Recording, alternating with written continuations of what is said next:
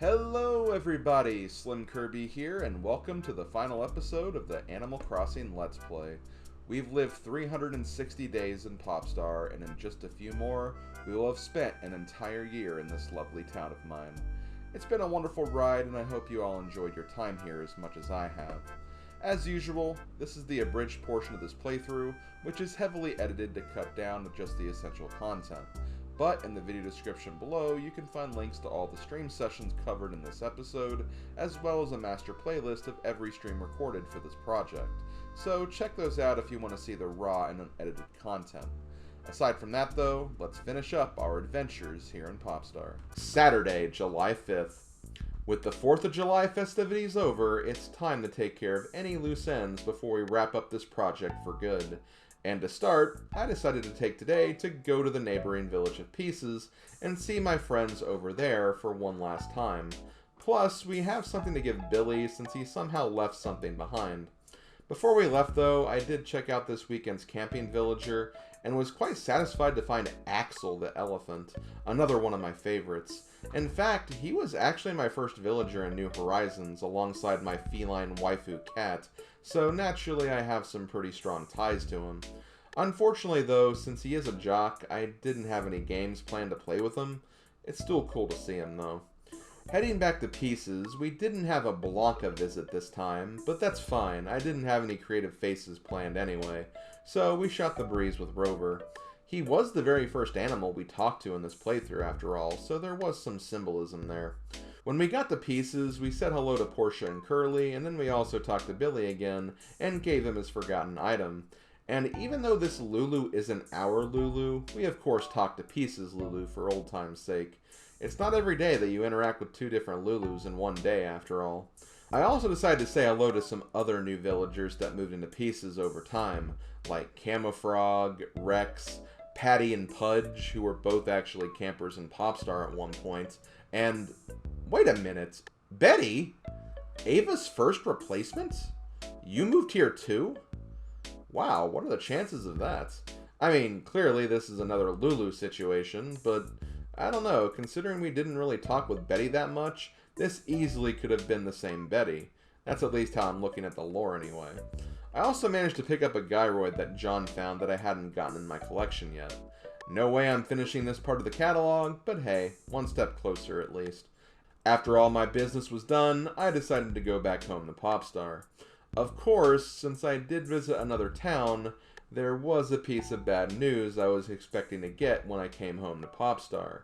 And that was going to be our last villager move out in this playthrough. And sure enough, we did lose someone big.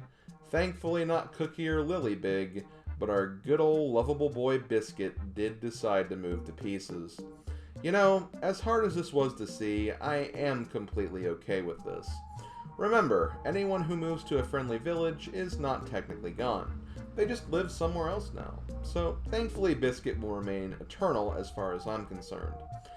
What else can I say about him? Not much needs to be said. He was a solid villager, an amazing friend. I'm glad he was here to make the second half of this playthrough as wholesome and awesome as it was. He had a great attitude, he was fun to play around with, and had some very, very memorable moments that will always stick with me. Bon voyage, Biscuit. May your life continue to be as positive as you made all of our lives. Biscuit's replacement though, ooh boy. Let's just say that if this playthrough continued a few days longer, this guy would easily get switched out, because Prince the Frog was not my or anyone else's aesthetic. Also, the literal first thing he did was paint my roof brown, which, where the hell does he get off anyway? Yeah, this was not a great roll, but what can you do? It is completely random, and I feel like we didn't shuffle out very many lazies, so chances were not very high we were going to get a great one. Just me being honest here. Moving on to better villagers, today I decided to write Matilda. Now, I have called Matilda Discount Mama V in the past because even though she hasn't been bad, she's never really been able to hold a candle to how great Valise was. But she at least came into her own, I think, and I enjoyed having her around. I guess you could say I'm glad I took a chance on her, which, if you don't get the joke, it's the fact that she has 5 slot machines in her house, which I sent her another one just to be funny. I also called attention to the fact that we haven't really named her kid yet either. Maybe I'll try to do that in the last few days we have left, but we'll see. Oh, and before I forget, it's the last Saturday of the playthrough, so for one final time, let's play everyone's favorite game. This last song is in dedication to a game I've been playing for a very long time. How long? Well, almost 366 days straight, actually. Name that tune.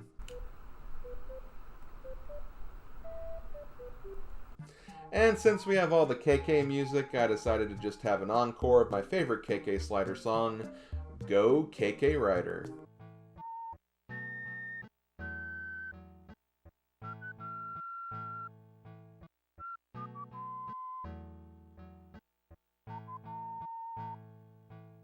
Whoa, wait a minute. That's not KK Rider.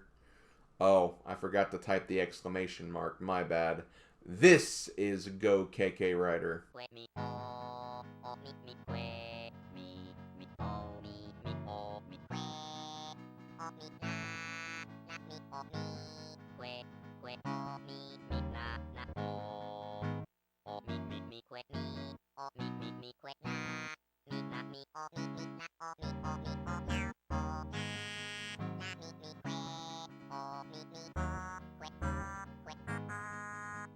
Sunday, July 6th. Almost 450 pages of script writing to get to this point, but I'm finally writing summaries for the last stream session of this series.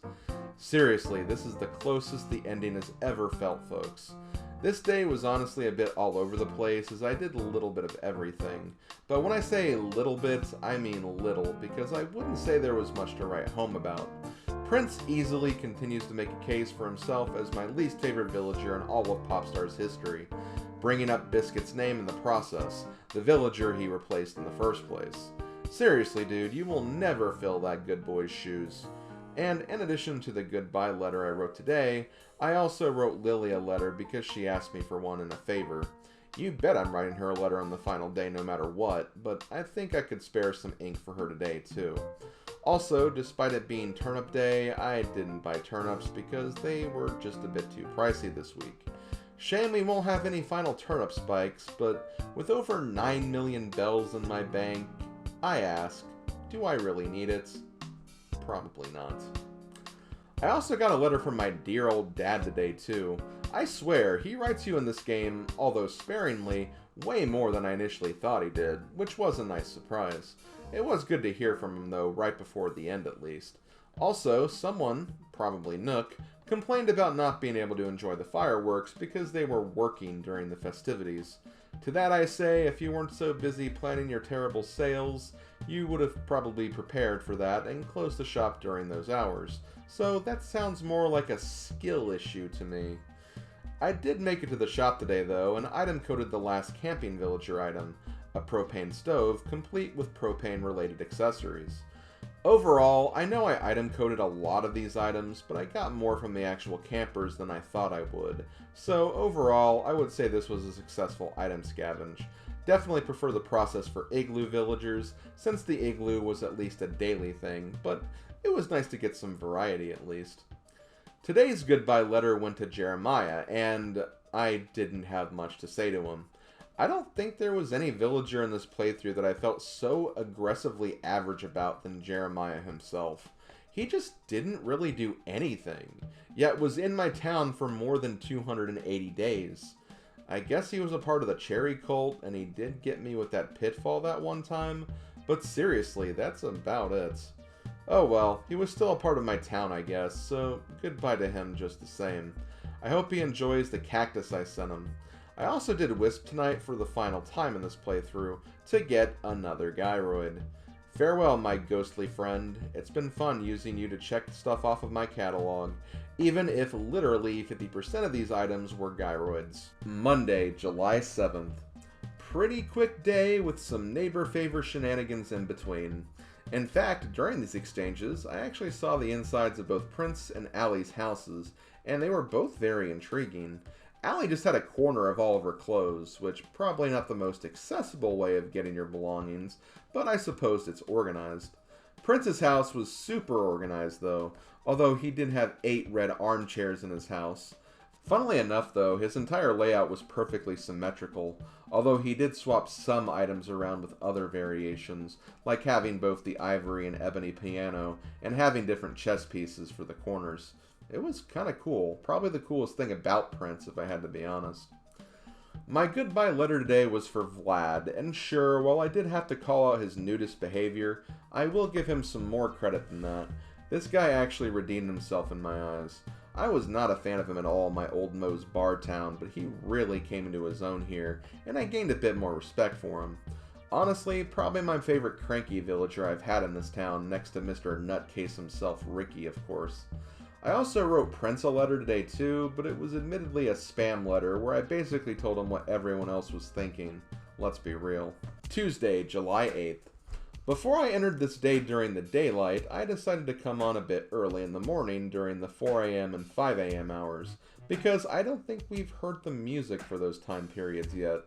Plus, I thought it would be neat to just get a sniff of that early morning atmosphere. It was okay.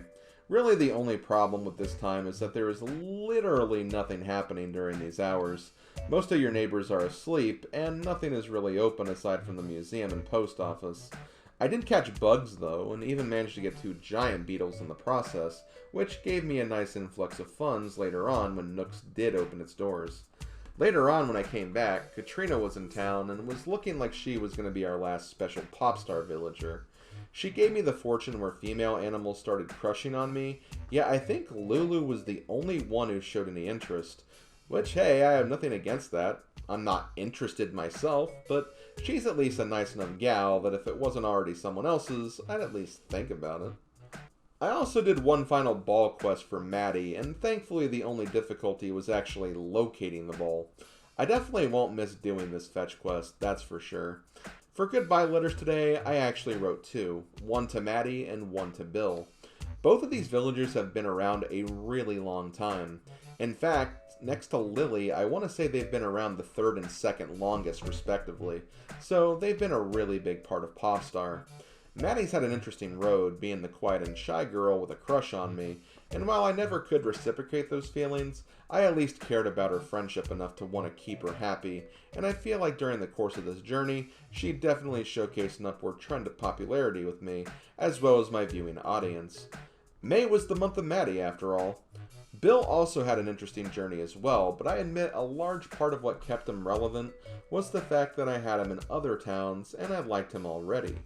This iteration of Bill definitely had a rebellious side, though, as evidenced from the many times he painted my house and tried to rip me off by stealing my money. But I think a large part of that could be attributed to his general frustrations of not having a stable love life. Something that kind of changed in recent months when he started secretly seeing Maddie in the process. I wish that duck well, because even though he did have some turbulence, he was still a really solid neighbor the whole way through. Wednesday, July 9th. I can't believe we've made it to this point, but it's the penultimate day before our grand Popstar journey comes to an end. Today's objective was to finally go back to the island so we could say bye to Flossie. But before we went, I checked in with Katrina one last time for the tripping fortune. Great, can't wait to stumble my way through this day.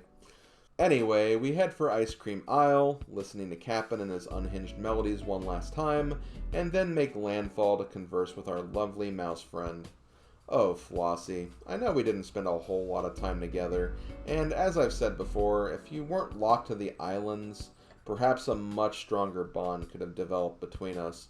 But as it stands, it was a pleasure getting to know you whenever we did stop by. Although I did kind of make her mad at the start when she tried to take a gift I was saving for Lily's letter, and I refused, just to find out later the gift wasn't what I thought it was. Oh yeah, I didn't bother doing the item trick this time either. It just never worked for me, and I had no patience to try it until it did. Every guide I looked at, though, did say what I tried should have worked. The odds may just be that low by comparison. But yeah, the island is a neat feature of the game. I just wish it didn't depend on the Game Boy Advance connector cable and a Game Boy Advance to do it. That's literally my only complaint with this. When I got back to Popstar, I used an item code for the last island item, a snow cone machine, which means we are done with the furniture catalog. Right? Well, not exactly. Even though my checklist was completely absent of furniture items, there are actually 11 other items I'm currently missing. And, you guessed it, you can only get them via item code, much like the mushroom mural and the block flooring. 10 of the items are actually a part of that same series too, and they are all Mario themed items. This series does come back in future games as well, and being a Mario fan, I absolutely love this furniture series, but I honestly didn't think it was in this game, which is why I ultimately didn't aim for them. I probably would have if I had prior knowledge, but again, my checklist didn't mention them for some reason, and I didn't want to spend 10 to 20 minutes putting in every item code for these. The other item that was missing was just a Nintendo bench item, a blue bench with text on it that advertises the Nintendo website. And again, you also need an item code for that as well. I did decide to use an item code on the Starman though to show it off, and the Starman by itself is actually pretty cool. If you put it in your house and interact with it, you start flashing like you have a Starman power-up. It's pretty neat. Here's a picture of the rest of the Mario items if you want to see them, but yeah, I ultimately decided not to get them in this playthrough. Besides, we weren't going to have all the gyroids either, so we still would have been just short on catalog completion. And to wrap up this second to last day, I wrote my 2 favorite girls in town, the last 2 goodbye letters I had to write. Cookie is not just my bae, but rather she is the bae that decided to stay. She came at a point when my heart was literally broken, and although we didn't start anything immediately, we grew a really strong bond, and I think that ultimately helped mature and strengthen our relationship. It hasn't been the most smooth road, and it's true that you'll never forget your first love, but Cookie proved that the second love can be just as magical and amazing as the first. And Lily, oh man, where do I even begin with Lily? Lily is literally the only villager in town that has been around since the very beginning. We met her on day 1, and we will say bye to her on day 366. It is absolutely incredible that she stood this test of time, and I am so happy I got to spend literally every day in Popstar with her. She is no doubt my best friend and my favorite villager from this playthrough. No shade to Cherry or Cookie or anything, I love them both to a really large degree, but you can't topple the strong foundation of friendship that Lily and I have developed in this Let's Play. I'm easily going to miss her the most out of anyone, and I'm incredibly thankful and blessed to have shared this journey with her. Thursday, July 10th. Ladies and gentlemen, boys and girls, felines and canines, along with all other animals in between, we have done it. Day 366, and an entire year of Animal Crossing has now been covered. We're finally here, and we're finally done. I don't have much to say about this final day. I kinda just did my rounds and talked to all my animal friends one last time, and reminisced with my chat about all the fun and memorable moments from this project. I did end up writing a few last letters though, because Sally really wanted to have one before we left for good, and I decided to take the opportunity to write her name change of Callie into the Popstar ethos, so I told her to change her name. Pretty clever, eh? Also, taking a page from Madame Wario, I had to recreate the infamous sex letter from her project, and I couldn't think of any better place to send it than the museum itself. I mean, it's a museum, and biology is a science, right? And in addition to saying bye to everyone, I also made a bulletin board post honoring all of those who came and lived here for a little while before they ultimately moved. I didn't get to mention everyone since there are limited characters and we had nearly 40 move-ins and move-outs during the course of this year, but I tried to mention the names that meant a lot to me, or at the very least had some kind of impact, for better or for worse.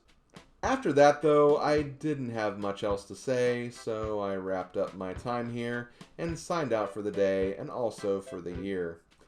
Playthrough completed. Wow, guys, I can't believe we've done it. This playthrough has been a massive undertaking for me. I started working on this in late July of last year, and we're already back in June of the following year.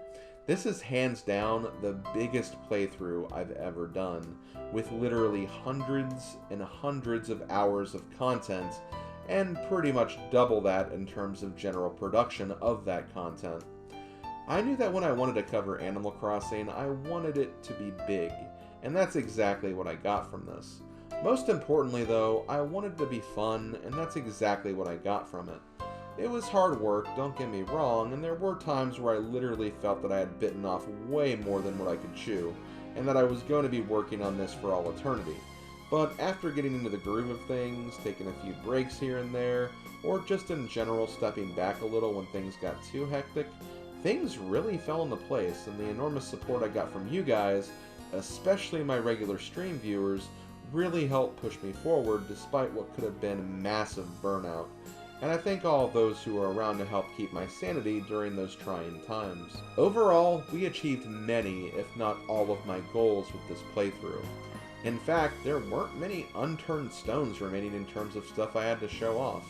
I didn't quite complete the catalog, but all we had left were a few item code furnitures and wisp grinding for gyroids, so that would have been gotten anyway if we just continued for a few more weeks.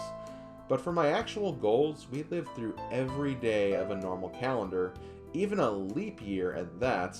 We experienced every holiday and special guest, we visited the island, we fully upgraded our store and our house, met the perfect town rating, got the best reward from the HRA, achieved all the golden tools, caught every bug and fish, planted every fruit, made a couple of clothing patterns, and donated every possible thing in the museum we could potentially donate.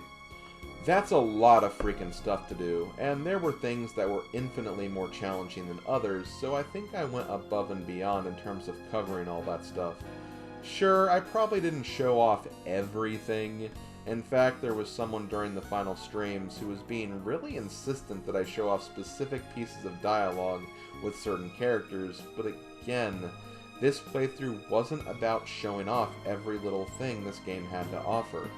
It was about, quite simply, living an entire year in an Animal Crossing town, and implementing my take on that. And that's exactly what I did. Oh, and also, piece of advice, don't backseat streamers like that viewer did. It's really not cool and honestly very irritating to the streamer in question. Just saying. Now that I'm done though, what would I do differently if I were to attempt an Animal Crossing playthrough like this again?